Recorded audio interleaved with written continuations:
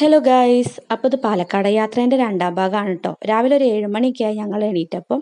എന്നിട്ട് പിന്നെ ചായയൊക്കെ കുടിച്ച് ഉച്ചത്തേക്ക് നെയ്ച്ചോറും ചിക്കൻ കറിയൊക്കെ ഉണ്ടാക്കിയതിന് ശേഷം ഞങ്ങളൊന്ന് പുറത്തിറങ്ങാണ് കേട്ടോ. പാലക്കാട് കോട്ട കാണാനാണ് ഞങ്ങൾ പോണത്.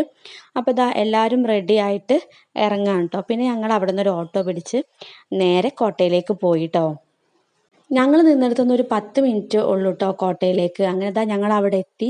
ഞങ്ങൾ വലിയ തിരക്കൊന്നും ഉണ്ടാവില്ല എന്നാണ് വിചാരിച്ചിരുന്നത്. പക്ഷെ അത്യാവശ്യം നല്ല തിരക്കുണ്ടായിരുന്നു കേട്ടോ. നല്ല വെയിലായതുകൊണ്ട് കോട്ടേൻ്റെ ഉള്ളിലേക്ക് കയറണ്ടെന്നായിരുന്നു കേട്ടോ ഞങ്ങളുടെ തീരുമാനം.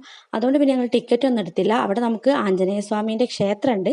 അവിടെ നമ്മൾ ടിക്കറ്റ് ഒന്നും എടുക്കേണ്ട ആവശ്യമില്ല കേട്ടോ. ഇത് പിന്നെ കോട്ടേൻ്റെ പുറത്തു കൂടെ ഒഴുകണ പുഴയാണ്.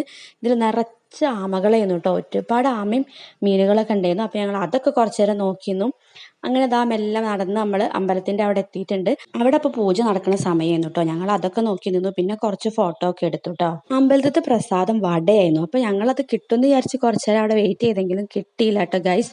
അപ്പോൾ പിന്നെ ഞങ്ങൾ തിരിച്ചു പോരാന്ന് വിചാരിച്ചു. നല്ല വെയിലായതുകൊണ്ട് കുഞ്ഞുമോളെ ഷാളൊക്കെ തലയിലിട്ടാട്ടോ ഞങ്ങൾ പോരുന്നത്. പിന്നെ ഞങ്ങൾ ഓരോ ഐസ്ക്രീമൊക്കെ വാങ്ങി തിന്നിട്ടോ. പൂവിൻ്റെ മെയിൻ സങ്കടം ഞങ്ങൾ എവിടെയും കാണിക്കാൻ കൊണ്ടുപോയില്ല എന്നുള്ളതാണ്.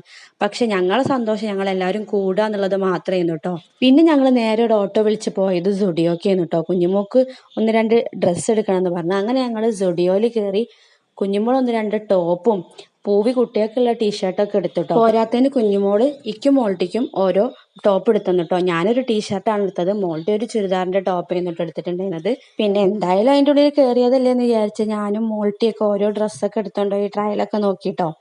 അതൊക്കെ കഴിഞ്ഞിട്ട് പിന്നെ നമ്മൾ നേരെ വീട്ടിലേക്ക് തന്നെ തിരിച്ചു പോയി എല്ലാവരും ഇരുന്ന് ഫുഡ് കഴിക്കാൻ കേട്ടോ. ഞങ്ങൾ നെയ്ച്ചോറും ചിക്കൻ കറിയും പിന്നെ സാലഡും ചമ്മന്തിയും പപ്പടമൊക്കെയാണ് ഉണ്ടാക്കിയിട്ടുണ്ടായിരുന്നത്.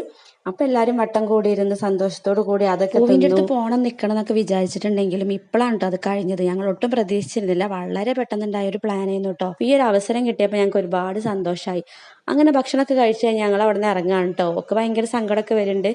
അപ്പോൾ ഞങ്ങളേതായാലും ഇറങ്ങിയല്ലേ പറ്റുള്ളൂ. ഞങ്ങൾക്ക് വൈകുന്നേരം ആകുമ്പോഴത്തേനും വീട്ടിലെത്തണം എന്ന് വിചാരിച്ചിട്ട് ഞങ്ങൾ 2 മണിക്ക് അവിടെ നിന്ന് ഇറങ്ങി കേട്ടോ. അപ്പോൾ ഓട്ടോ വിളിച്ചിട്ട് നമ്മൾ KSRTC സ്റ്റാൻഡിലേക്ക് പോകുകയാണ്. അങ്ങനെ KSRTC സ്റ്റാൻഡിൻ്റെ അവിടെ പോയി ഇറങ്ങി ഒരു ബോട്ടിൽ വെള്ളവും കുറച്ച് ലേസൊക്കെ വാങ്ങിച്ചിട്ട് ഞങ്ങൾ ബസ്സിൽ കയറി കേട്ടോ.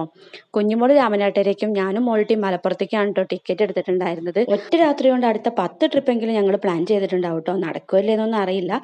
അപ്പോൾ അത്രയേ ഉള്ളൂ കേട്ടോ. ഞങ്ങൾ അങ്ങനെ തിരിച്ചു പോരുകയാണ്. വീഡിയോ ഇഷ്ടമായാലും നമ്മുടെ ചാനൽ സബ്സ്ക്രൈബ് ചെയ്യുക, വീഡിയോ ലൈക്ക് ചെയ്യുക. അപ്പോൾ ഓക്കെ, ബൈ.